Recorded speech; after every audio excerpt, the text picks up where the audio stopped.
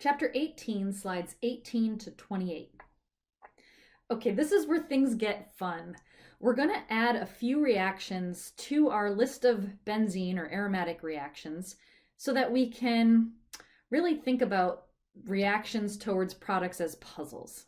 It's kind of a brain teaser. So we've learned already how to put a nitro group onto a benzene ring. Then in the next set of slides, we learned how to define that group as either donating or withdrawing. So let's look at NO2. We determined that NO2, because of how it looks, really, don't forget, it's O minus N plus with the benzene ring. So it is a very, very, very strong deactivator. It's a withdrawing group, right? So this is an electron withdrawing group. Here's the reaction I'm showing you. This is a new reaction. Notice that I didn't make it into a flashcard. The reason I didn't make it into a flashcard is because I'm not really showing you the mechanism. This is more of an inorganic topic, and I don't want to get into the quagmire that might be the mechanisms of these types of tin metal reduction reactions. But this is a reduction. You're actually going from more N oxygen bonds to more NH bonds. I guess fewer NOs to more NHs. Just like we had that organic oxidation reduction definition, you can apply the same type of definition for nitrogen. There are two ways of doing this. You can use tin and HCl acid, or you can do a hydrogenation. Hydrogenate the nitrogen until it's fully saturated with hydrogens. This is an either or. Either one works. Why do we care? Well, after workup, once you react it with these reaction conditions, after a workup, you end with NH2. And if you remember, NH2 is an electron donating group. Now remember, donating groups are OP directors, and withdrawing groups are meta directors. So this is a very useful set of reagents, because if you know how to put an NO2 group onto your benzene ring and it's meta-directing, but you don't want it to be a meta-directing, you can convert it to NH2 by a reduction, and now it's an OP director. You've actually switched its directing power.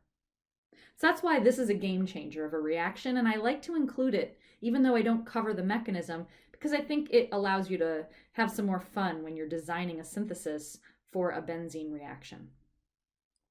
All right, wouldn't it be nice to be able to go back? Well, what if I started with NH2, which we just defined as a donating group, OP director, and then we oxidized it. And you guys have seen these reactions before. This is a peroxy bond, right? MCPBA, those things that we oxidized alkenes with to add oxygen. This is an oxidizer. It's a peroxy acid, and it can convert our NH2 by oxidation, adding oxygens to the nitrogen. And once we do that, we turned it back into NO2, which is a withdrawing group and a meta-director. So what I want you to understand is that knowing how to nitrate a benzene ring, if you add these two, I'll say flashcards, but without mechanisms, and put them under your belt, you have a way to toggle between donating and withdrawing groups in order to affect the directing power of the ring. Very useful. Some more useful reactions are, again, with the ability to toggle between donating and withdrawing, which gives you directing power, are the following reactions. You guys know how to put an alkyl group and an acyl group onto a benzene ring. So let's start with Friedel-Crafts acylation. You just put this ketone onto the ring. You know how to do that. That was the first set of slides. Now we're going to look at this ketone or aldehyde and determine that it is a withdrawing group. So it is a meta-director.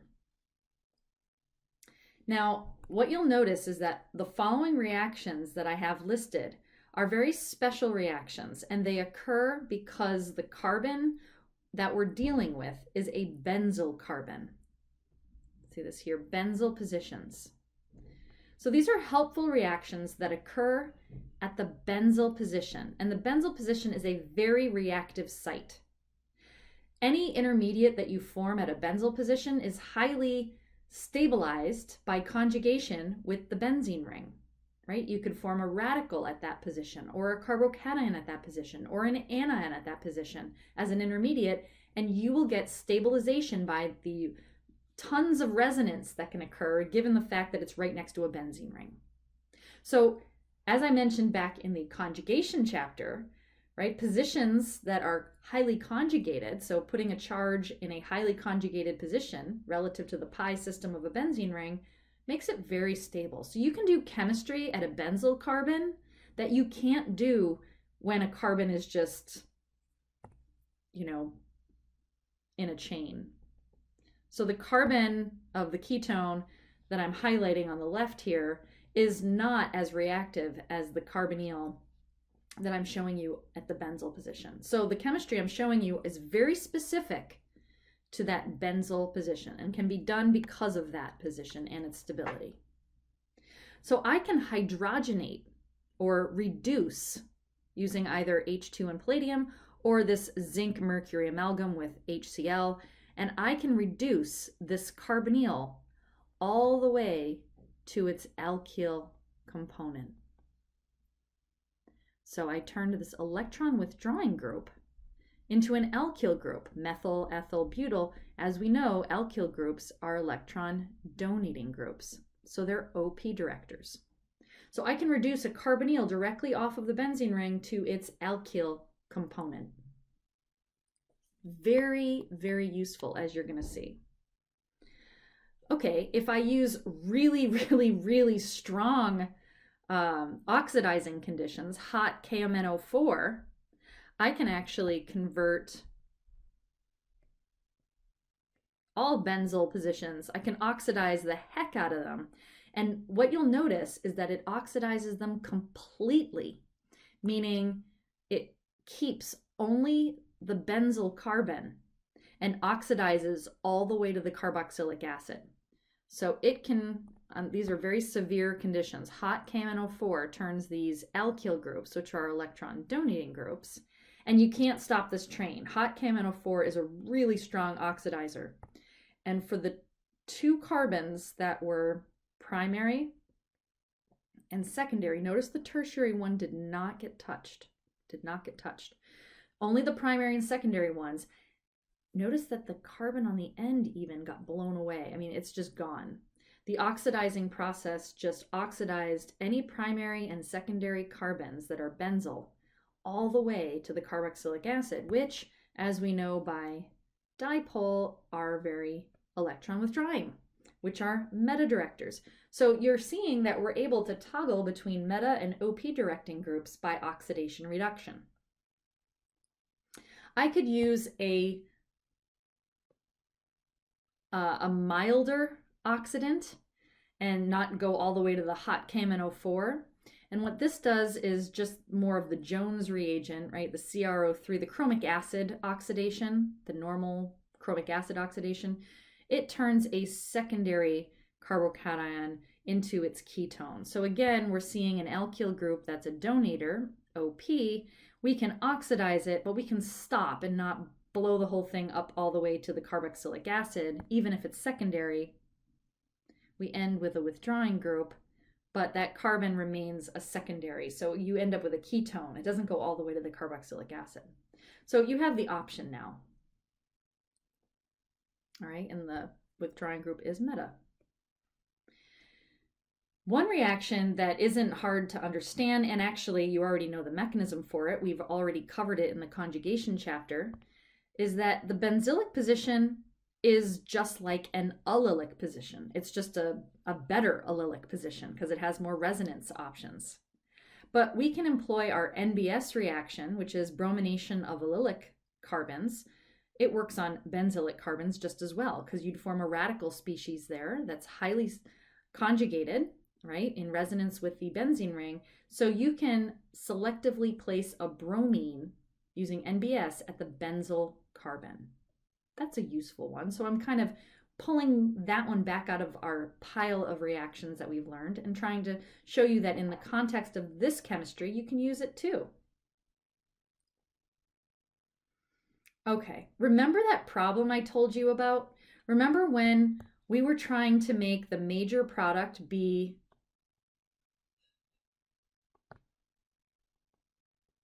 N-propyl? But the problem with doing Friedel-Crafts alkylation off the bat ended up having a hydride shift, and so the major product for the Friedel-Crafts alkylation was the isopropyl. This was the major product when these reagents were used.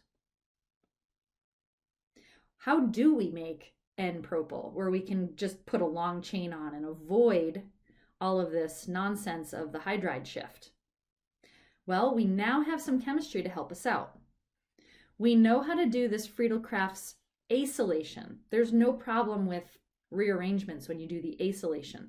So we already know how to do that. You put the carbonyl on. But now, looking at the chemistry we just learned, we also know how to change a carbonyl in this first step into its alkyl substituent, right? We want to reduce away the oxygen and replace it with hydrogens using hydrogenation or the zinc-mercury amalgam with HCl. So in the second step, you reduce away the benzyl carbonyl and replace it with H's.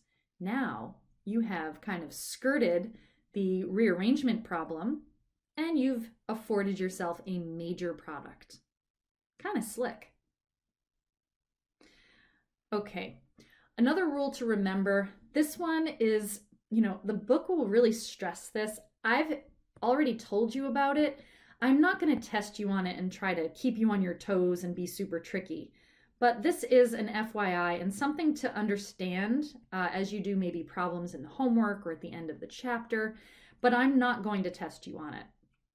I just want to show you, this is, I think, a demonstration of practice showing you that there are certain groups that when you put them on the ring, they deactivate the ring so severely, like NO2, they make the next reaction, which might not be a very strong reaction, even occur. You might not even get any product. And this is on paper, this is really hard to see, but I just want to show you an example. NO2 is a very, very, very strong electron withdrawing group. And if you put it on first, so like in this second case here, you put it on first. You've deactivated the ring after step 1, so much so that when you try to do the second step, the Friedel-Crafts acylation, which is actually a tougher reaction to work electrophilically, it just doesn't go. You end up just with a nitro substituted benzene ring. The second step just is so sluggish it doesn't go.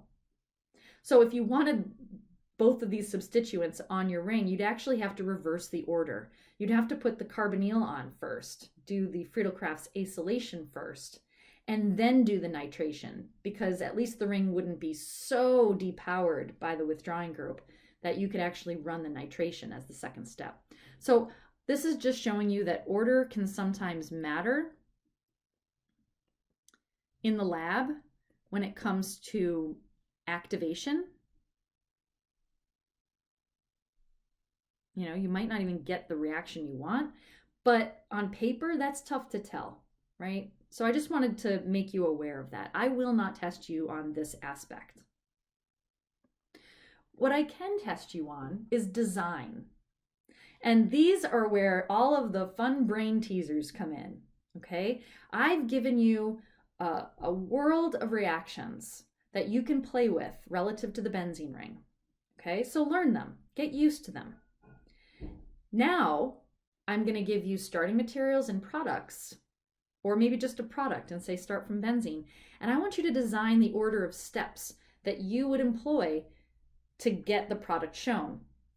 Now, mind you, I've seen multiple correct answers. So if you ever question, I did it a different way. Is this way right? It might be right. It might be wrong. But sometimes there's not just one way to do things. So let's practice with this. Okay. In the first case, we have a T-butyl group. Let's define it. It's an electron donating group because it's just an alkyl group. And we know that electron donating groups are OP directors. Okay? All right. So this means that O, ortho, and para are here and here. Now, if I had to get a major product, I want only one major product. Having an OP director and wanting the group to go ortho rather than para, that's tough. Why? Because putting a group ortho is going to create some steric hindrance problems with that T-butyl group. So if I were to guess, any incoming group is going to want to go para, and that is not what is shown as the product. Here's where we can show you some tricky chemistry. What about if in step 1 we did sulfonation? Remember, sulfonation can be reversed. H2SO4 and SO3, sulfonates. And we just said that whatever group comes in is probably going to want to go para due to steric hindrance.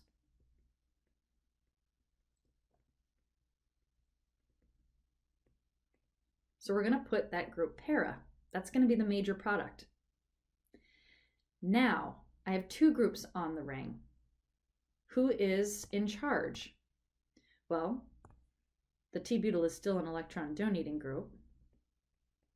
And SO3, let me draw it over here, if it's on the benzene ring, SO3H is also an electron withdrawing group. It's one of the electron withdrawing groups, which also directs meta. But between a donating group and a withdrawing group, the donating group is the boss. So the T-butyl group is still in charge, and it's going to direct the next group, ortho or para. But the sulfonate group is now in a blocking position. The para position already has something there. So now whatever I put on next has to go ortho. And in fact, both groups are working with each other. If the SO3H was in charge, which it's not, it would direct meta, which is exactly which is ortho to the boss. So they're both actually directing in the same spot. So now what I want to do is I want to add my nitrate group. So HNO3 and H2SO4 will nitrate the ring at the ortho position. It's symmetrical, so it really doesn't matter. And now I want to get rid of my blocking agent, so it looks like it was never there, and I can use, H2O, 100 degrees, and H2SO4, or steam. And there you go. There's my design. How about the next one? I'm going to leave this one for you. This one is a fun one. It's a brain teaser. And I will give you a hint here. Use some of the chemistry from this set of slides to help you toggle between donating and withdrawing to solve this problem. Okay, you have all you need. Here's another reaction that I think is important to look at. First, you have 2 benzene rings, okay? And you're asked to predict the major product for the following reaction. Now, with 2 benzene rings, I'm only adding one equivalent of HNO3, H2SO4. So this is the nitration, right? We're gonna nitrate, but we only can do it once. I have 2 benzene rings, so which one am I gonna choose? So the first thing you wanna do is ask yourself, which benzene ring is a better nucleophile? Which one is activated? So you look at the substituents. The methyl group is an electron donating group by induction. The bromine is an electron withdrawing group by induction. So the benzene ring that is more activated, that's more nucleophilic, is this one. Okay? So between A and B, A is more nucleophilic for that first step, right? For pi nucleophile mechanism, right? Because it has a stronger activator.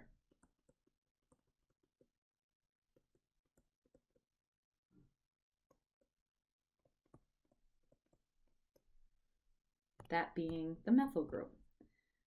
Okay, the methyl group is my strong donating group, or the strongest thing I have. It's the boss. So I'm going to look at ortho and para.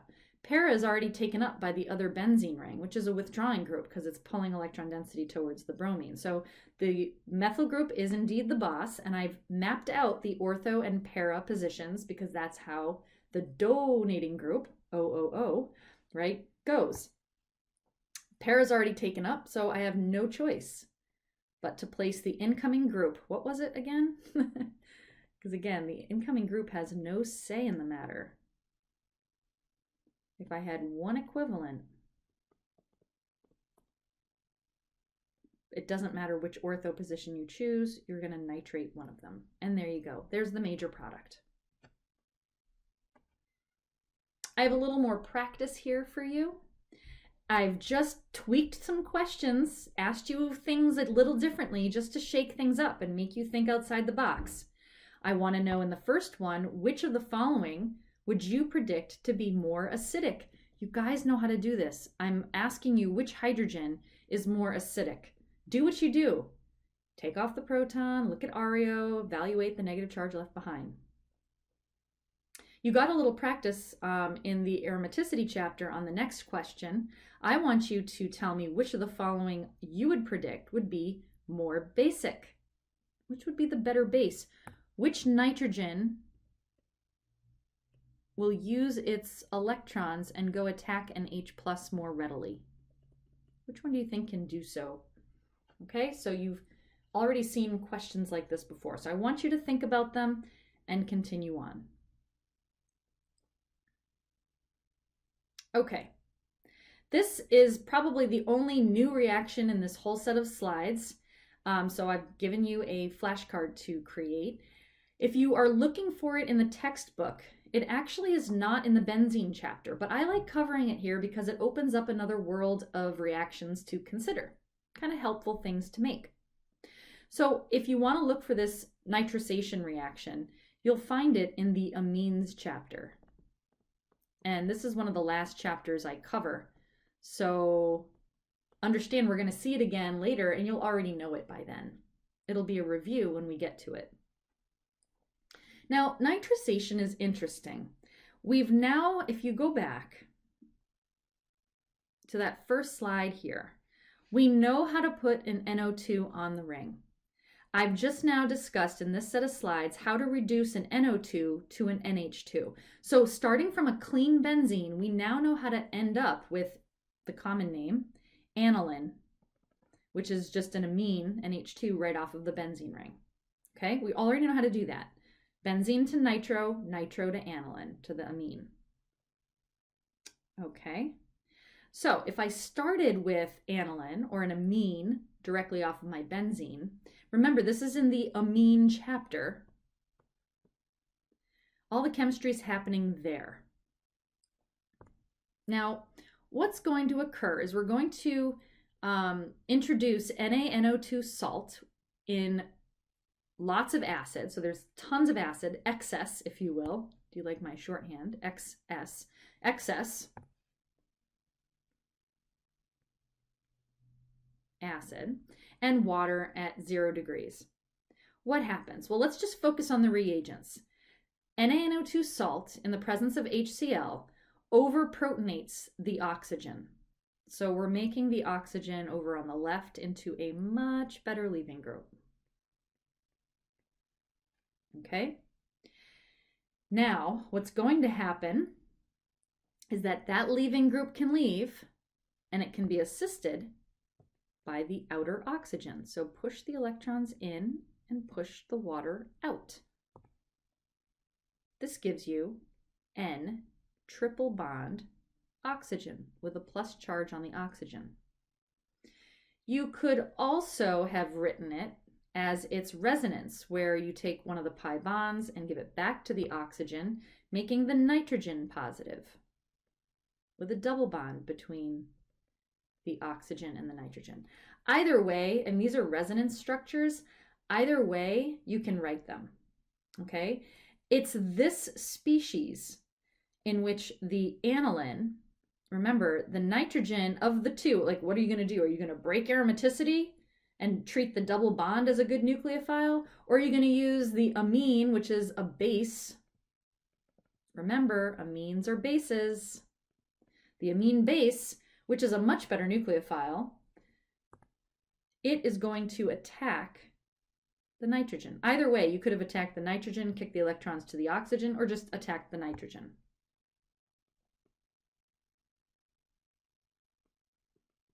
All the chemistry is happening. So this is not one of those electrophilic aromatic substitution reactions.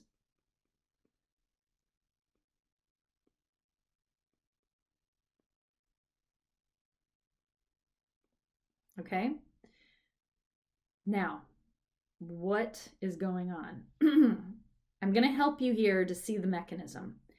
Where we're going is we're going to form this arene diazonium ion that I've just put a box around.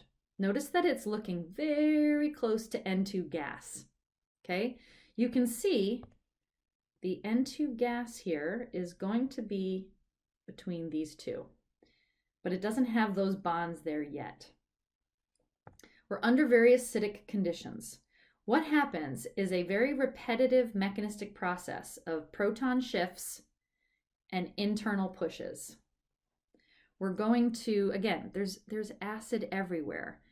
Conjugate bases can remove one of the hydrogens from the nitrogen, and the acid can protonate the oxygen on the other end. So we're going to call this an H+ shift, meaning does it shift the one hydrogen from the nitrogen to the oxygen? No, it's in a solution of strong acids.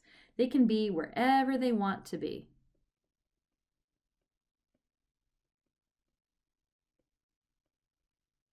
And I'm going to shorthand the ring to make life a lot easier. The benzene ring, that's a shorthand for a benzene ring or a phenyl ring. Notice that the nitrogen removed one of the hydrogens through the media, through the solvent, and the oxygen on the end gained. So now we're just going to push. So acid-base chemistry, internal assistance, internal, and give those oxygen electrons back. Where does that get us? Well, it gets us now closer to the N triple bond N.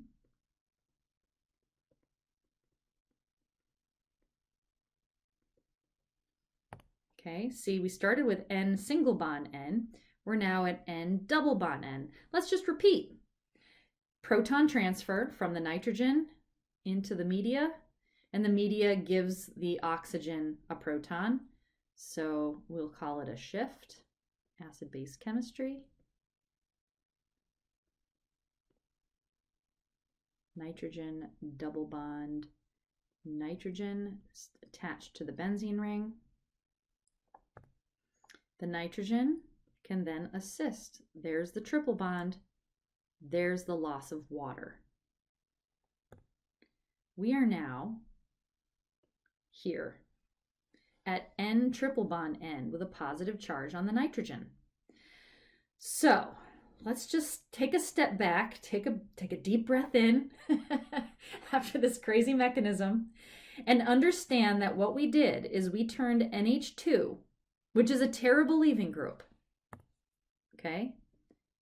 Bad leaving group. And through this process, we turned it into a fantastic leaving group, irreversible leaving group. You just heat it up a little bit. This group wants to leave as N2 gas and not come back. It bubbles away. And really, you need a good leaving group like this that is charged and super ready to go and never come back.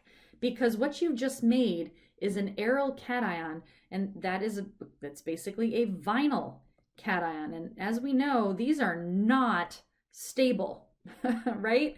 These were the worst carbocations ever because they're not stabilized by resonance. They're actually in a hybrid orbital. This isn't good. I don't want a vinyl cation. So the only way to entice the formation of a vinyl cation is to make an N2 leaving group, which is just dying to leave and escape as a gas. And also, once it does, it can never return. So therefore, you are left with this vacant aryl cation. But what it gives us is this opportunity to react this carbocation with something. And boy, is it going to be reactive, right? So understand that benzene amines are not the only amines that can undergo this nitrosation. Another way that you'll see the reagent, which is how I felt about it, is, see this guy right here? HONO. Sometimes it's written as HONO. So it's exactly what I would say to myself when I saw this reaction on the test. I'd go, oh no. And then I'd know, oh, it's this acid base one that just is kind of long and it's going to form an N2, right? But HONO is another way of indicating that this is a nitrosation, because it's sometimes written in the book as that, HONO, because they're kind of already showing you the what happens at that point before the collapse. Okay, so HONO gets us to an N2. N2 leaves without much coaxing to our aryl cation, and now all we have to do is just throw in some anion, some nucleophile. It doesn't even have to be a strong one. So we can actually throw in salts like copper chloride salt, copper bromide, right? Br minus, Cl minus. You know, this isn't kind of uninteresting only because we already know how to put those on directly, but maybe through directing, you might have to do this tricky way in order to get to the chlorine or the bromine where you need it because of, I don't know, maybe the directing power that you have on the ring. Here's how you can add a CN, a nitrile group on, right? You can add copper CN because it's copper 1, CN minus. HI, oh, we haven't seen how to put an iodine on. I'm going to show you, I want to show you this last one because this last one is a way to make a phenol. Phenols are fantastic and you see them all over the place, and we, to this point, haven't seen how to make one yet. So this gives us a ripe opportunity. I mean, just pretty much add some water, right? The oxygen is going to attack as your nucleophile and then you work it up, right? You just need something to appease the aryl cation. H3PO2 is a hydride source, and it's not as crazy of a hydride source as, say, sodium borohydride or the aluminum hydrides. It's a much milder one that you can create in water. I'll have you think about this one and I'll post the mechanism for that, but I'd like you to look up the structure for H3PO2 and decide how this is a hydride source. You might have to use your NADH knowledge. Okay, so given that that is the only way to put a nitrile on here, C triple bond N, how can you start from a blank benzene ring and get all the way to installing a CN group onto your ring? So I'm going to let you guys work on that one. Some of the last reactions we can talk about are just review reactions that just happen to work on a benzene ring, but they afford us some different functionality on that ring. One of them is, how do I put an ether on a benzene ring? Well, we now know how to make a phenol. Multiple steps to get to the phenol, but if we start with a phenol, we can actually just do the Williamson ether synthesis. I actually don't even need a strong, no need for, sodium hydride here, because the proton, as you guys figured out, the proton on a phenol is much lower in pKa than the pKa of an alcohol, which is around, I don't know, 18. These are much lower, more like in the vicinity of 9. So I can actually use NaOH to deprotonate. I don't need a strong NaH in this case. So I'm going to use my base to do acid-base chemistry. This is very straightforward. I have O-, and then you just introduce whatever group you want. 1-bromopropane, and you just do an SN2. You still have to abide by SN2 rules. You try to avoid steric hindrance.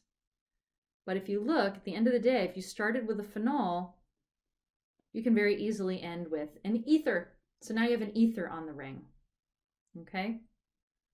So we couldn't use NaOH when we were doing regular alcohol chemistry, right? And the reason why was because OH- is a base, but it's also a good nucleophile, right? So you have competition.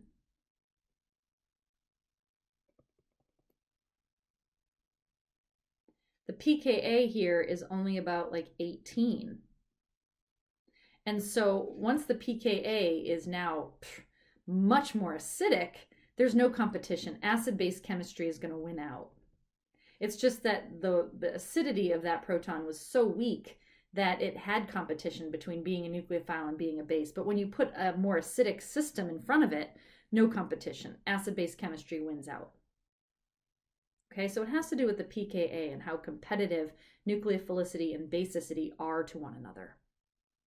So this was a competition between acid-base chemistry versus SN2. OH-, nucleophile or base? They're both enticing. No competition when pKa is lowered. I'd also like to reiterate here that the NaOH, as I mentioned in the alcohol chapter, is not really strong enough when you have alkyl alcohols. Notice that an alkyl alcohol, let's do this again, is about 18, 16, 17, 18, somewhere around there. If the NaOH were to act as a base, this reaction would be under an equilibrium for acid-base chemistry. And let's write out what the products would be. The alcohol would be deprotonated as the conjugate base, counter ion sodium, and the OH- would have grabbed the proton, forming water. And we know the pKa of water is 15.7. Equilibrium always favors the weaker acid, and so the equilibrium is going to lie towards the starting materials. So I wanted to remind you that if the acid-base reaction occurs, it's favoring the starting materials, which means no reaction. This is what makes the NaOH a better competitor as a nucleophile than as an acid-base negative charge species. However, once we are on a phenol and we do the same acid-base query, the OH- can grab the proton. The conjugate base is O-, but off of a benzene ring, and water. Water is, again, 15.7. A phenol is around, I don't know, 9 or 10 pKa. The weaker acid is now the water, and so it favors deprotonation. So do you see how, this is why, I just want to really point this out, this is why we're allowed to use NaOH on a phenol. It's fine as a base on a phenol because of the difference in pKa, but it's not the most effective base to use when you're trying to deprotonate an alcohol in competition for an SN2. We're going to use NaOH to deprotonate a phenol again, but just offer it a different electrophile. This reaction is going to give us an ester. So this is a way to put an ester onto your benzene ring. React it with NaOH The NaOH is going to serve as our base to deprotonate.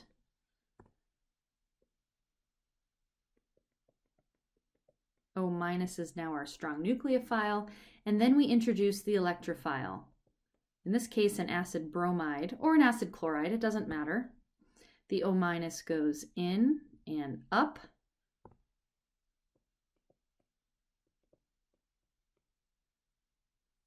Oops. Benzene ring. Oxygen went in to the carbon and up to the oxygen. We still have an R group and we have a bromine. And in this case, the negative charge is going to come down. What's the best leaving group? Oxygen, carbon, or bromine? Well, you guys have gotten a lot of experience with this. The bromine is the best out of the choices. And we have just made an ester, with the oxygen of the phenol being the one attached. Just remember when we were looking at directing groups, this is a moderate donating group because it's sharing its donating ability between the resonance on the right and resonance on the left. So it is a donating group, but it's an ester. Donating group. As an aside, you can make esters where the carbonyl is attached to the benzene ring. So as I just did in this chemistry, okay, this is an electron donating group as it relates to the benzene ring. So it's an OP director. If my benzene ring had the carbonyl directly off of it, this is an electron withdrawing group. And so it's a meta-director. So I want you to pay very strict attention to esters because how they're attached to your benzene ring will dictate whether it's donating relative to the benzene ring or withdrawing relative to the benzene ring. Depends on which side of the carbonyl it's located. All right, so now we have it. We have done a lot of chemistry with an aromatic benzene ring. And this serves up a lot of fun and brain teaser logic puzzles for you when you're trying to create or design a synthetic route towards a much more substituted product.